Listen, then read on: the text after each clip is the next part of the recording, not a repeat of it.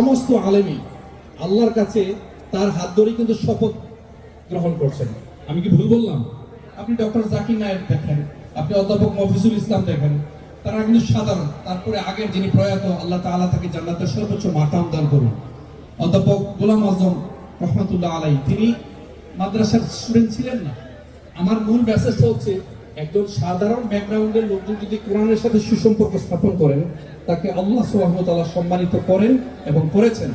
ইয়ারফাইল্লাহু আল্লাযীনা আমানু মিনকুম ওয়াল্লাযীনা উতুল ইলমা দারাজাত।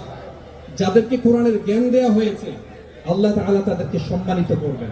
এবার আপনি জেনারেল ব্যাকগ্রাউন্ডের হন কিংবা আপনি আলেম ওলামা হন, যদি আপনি তাকওয়া নিয়ে, ইখলাস নিয়ে, লিল্লাহিয়াত নিয়ে আপনি লেগে থাকতে পারেন, আল্লাহ আপনাকে সম্মানিত করবেন। সবাইকে অসংখ্য ধন্যবাদ আমাকে সুযোগ দেওয়ার জন্য, আমাকে আমন্ত্রণ জানানোর জন্য এবং আমার কথাগুলো শোনার জন্য। সবাইকে অনেক ধন্যবাদ। আসসালামু আলাইকুম।